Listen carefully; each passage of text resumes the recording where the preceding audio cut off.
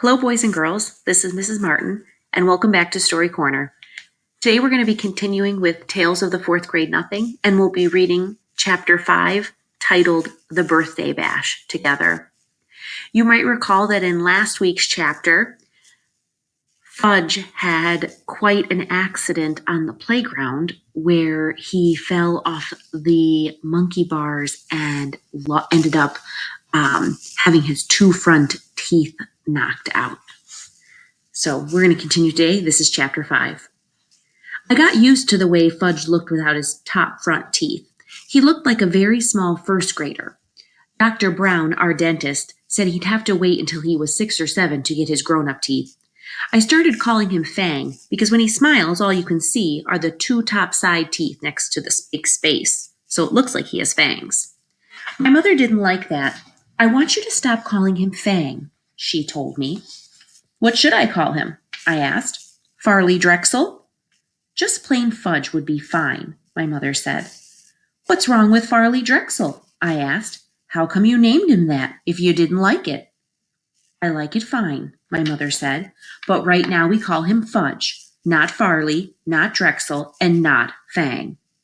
What's wrong with Fang? I asked. I think it sounds neat. Fang is an insult, my mother said. Oh, come on, Mom. He doesn't even know what a fang is. But I know, Peter, and I don't like it. Okay. I promise never to call my brother Fang again. But secretly, whenever I look at him, I think it. My brother, Fang Hatcher. Nobody can stop me from thinking. My mind is my own. Fudge is going to be 3 years old. My mother said he should have a birthday party with some of his friends. He plays with 3 other little kids who live in our building. There's Jenny, Ralph, and Sam. My mother invited them to Fudge's party. Grandma said she'd come over to help. My father couldn't make it. He had a Saturday business appointment. I wanted to go to Jimmy Fargo's, but my mother said she needed me to supervise the games. The kids were invited from 1 until 2:30. That's only an hour and a half, my mother reminded me. That's not so bad, is it, Peter? I don't know yet, I told her. Ask me later. The kitchen table was set up for the party. The cloth and napkins and paper plates and cups all matched. They had pictures of Superman on them. Right before party time, Grandma tried to change Fudge into his new suit, but he screamed his head off about it. No suit, no suit, no.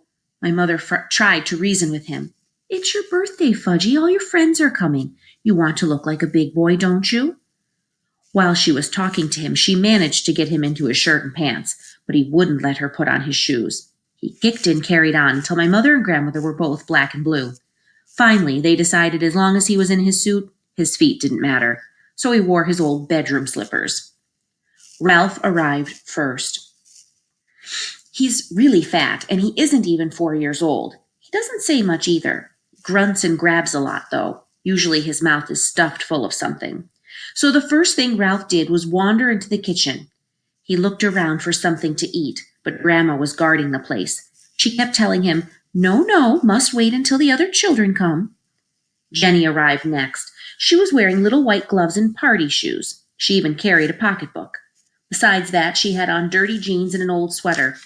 Her mother apologized for her clothes, but said she couldn't do anything with Jenny lately, especially since she had taken to biting. What does she bite? I asked, thinking about furniture or toys or stuff like that. She bites people, Jenny's mother said, but you don't have to worry about it unless her teeth go through the skin. Otherwise, it's perfectly safe. I thought, poor old Fudge, he can't even bite back since he hasn't got any top front teeth. I looked at Jenny. She seemed so innocent. It was hard to believe she was a vampire. Sam came last. He carried a big present for Fudge, but he was crying. It's just a stage he's going through, his mother explained. Everything scares him, especially birthday parties, but he'll be fine, won't you, Sam? Sam grabbed onto his mother's leg and screamed, Take me home! Take me home! Somehow Sam's mother untangled herself from Sam's grip and left. So at 1:05, we were ready to begin. We had an eater, a biter, and a crier. I thought that 2:30 would never come. I also thought my mother was slightly crazy for dreaming up the party in the first place. Doesn't Fudge have any normal friends? I whispered. There's nothing wrong with Fudge's friends, my mother whispered back. All small children are like that. Grandma got them seated around the kitchen table. She put a party hat on each kid's head. Sam screamed, "Get it off! Get it off!"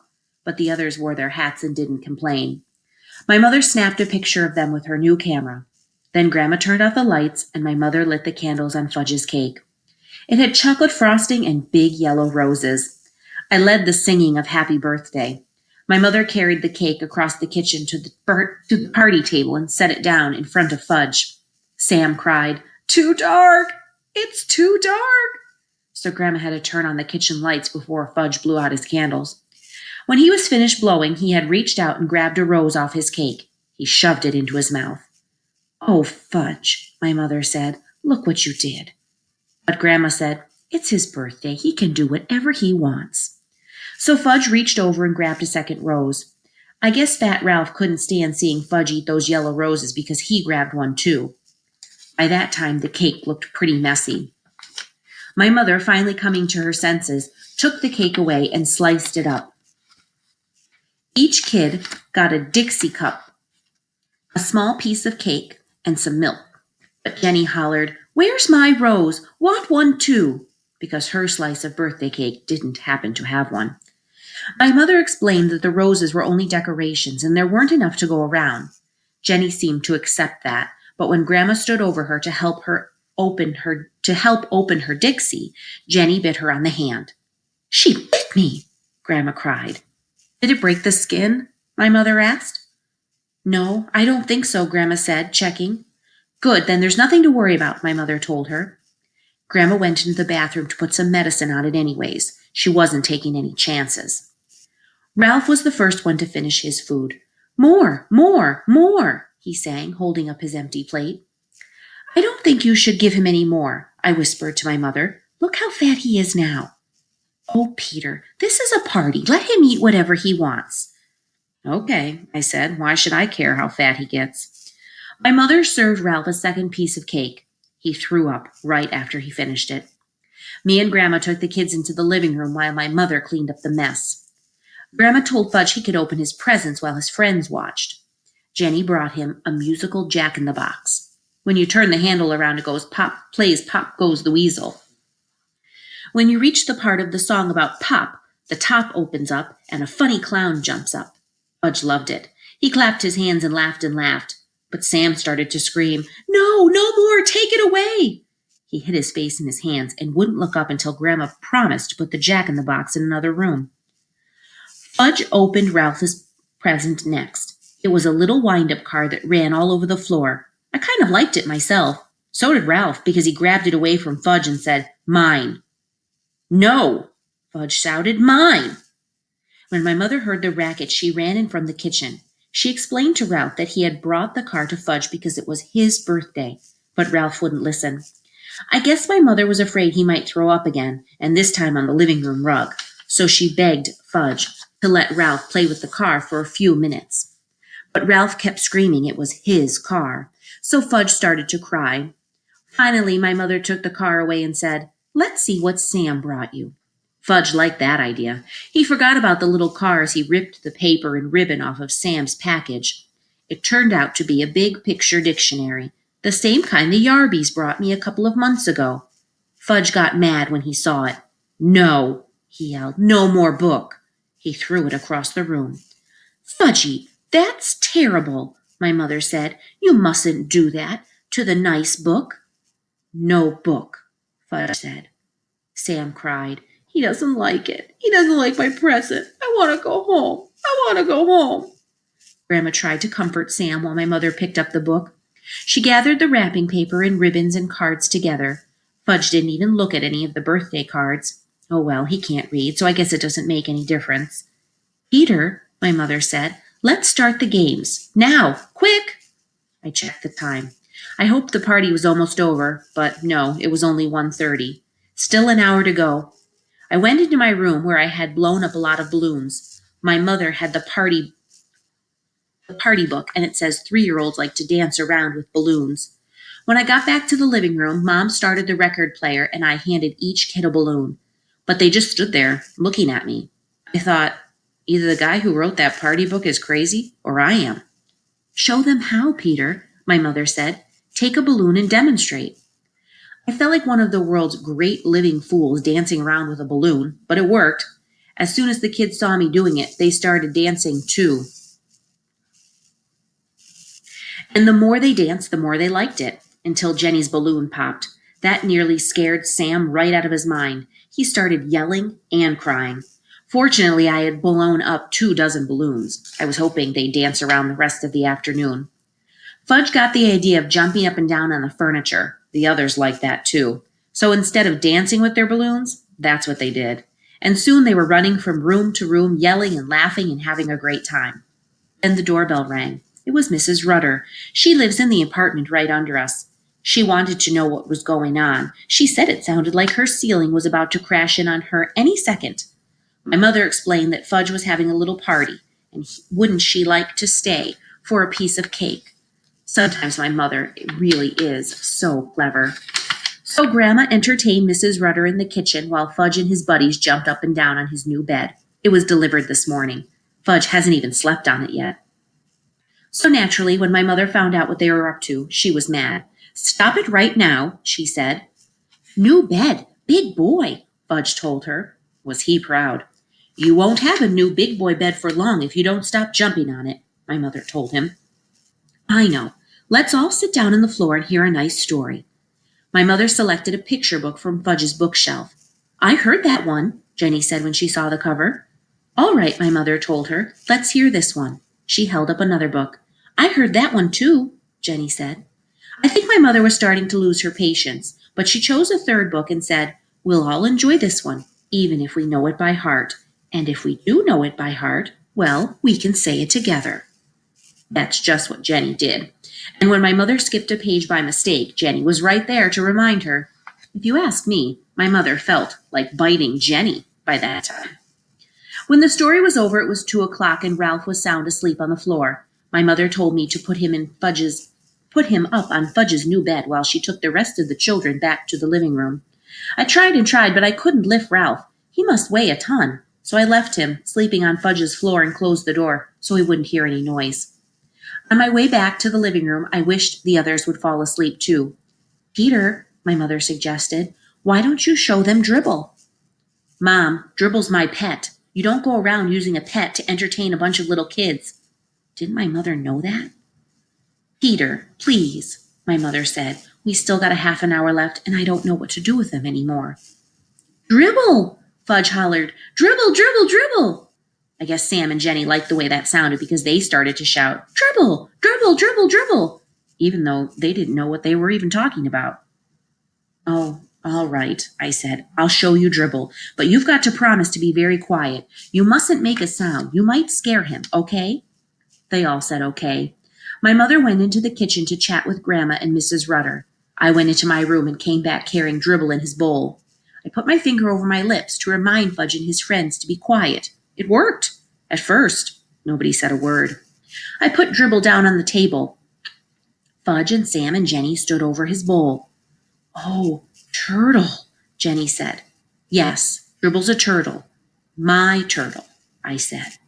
See, Fudge whispered. They can all see, I told Fudge. Nice turtle, Sam said. I wonder why he wasn't afraid this time. What does Dribble do? Jenny asked. Do? He doesn't do anything special, I said. He's a turtle. He does turtle things. Like what? Jenny asked. What was with this kid anyway? Well, I said, he swims around a little and he sleeps on his rock and he eats. Does he make? Jenny asked. Make? I said. Make a tinkle. Oh, that. Well, sure, I guess so. Jenny laughed. So did Sam and Fudge. I make tinkles too. Want to see? Jenny asked. No, I said. See? Fudge laughed, pointing at Jenny. Jenny had a big smile on her face. Next thing I knew, there was a puddle on the rug. Mom! I hollered. Come quick! My mother dashed in from the kitchen. What, Peter? What is it? Just look at what Jenny did, I said. What is that? my mother asked, eyeing the puddle. She made on the floor, I said. And on purpose? Oh, Jenny, my mother cried. You didn't. Did too, Jenny said. That was very naughty, my mother told her. You come with me. She scooped up Jenny and carried her into the bathroom. After that, Mom mopped up the puddle. Finally, the doorbell rang. It was 2:30. The party was over. I could hardly believe it. I was beginning to think it would never end. First, Ralph's mother came. She had to wake him up and to get him out of the apartment. I guess even she couldn't carry him. Next, Jenny's mother came. Mom gave her Jenny's wet pants in a baggie. That was all she had to do. Jenny's mother was plenty embarrassed. Sam's mother came last, but he didn't want to go home. Now that he was used to us, I guess he liked us. He cried, "More party, more!"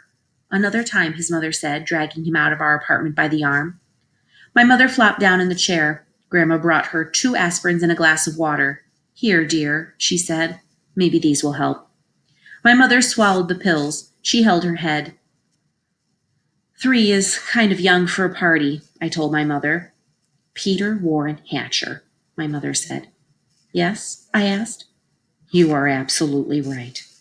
I flopped down next to my mother. She put her arm around me. Then we both watched Fudge work his new Jack-in-the-Box. Later, when my father came home, he said, "How did Fudge's party go?" My mother and I looked at each other, and we laughed. And that's the end of Chapter 5, titled The Birthday Bash. I especially liked this chapter, boys and girls, because it got me thinking about all of the birthday parties that I had when I was little, and then the parties that my 2 brothers had when they were growing up as well. And some of them were great successes. Everything went smooth, and others of them did not go quite as smoothly. So I'm wondering if you might share some of your memories about either your best birthday memory or your worst birthday memory, or maybe even both. I'd love to hear about some of your experiences. Next week, friends, we will be sharing Chapter 6, entitled Fang Hits Town. Now that Peter has decided that he has re-nicknamed or given his brother a new nickname, Fang. So we'll learn more about what happens when Fudge goes into town next week. All right, boys and girls, thanks for hanging out with me for a little bit and enjoying Chapter 5. And I look forward to sharing Chapter 6 with you next week. Take care. Bye-bye.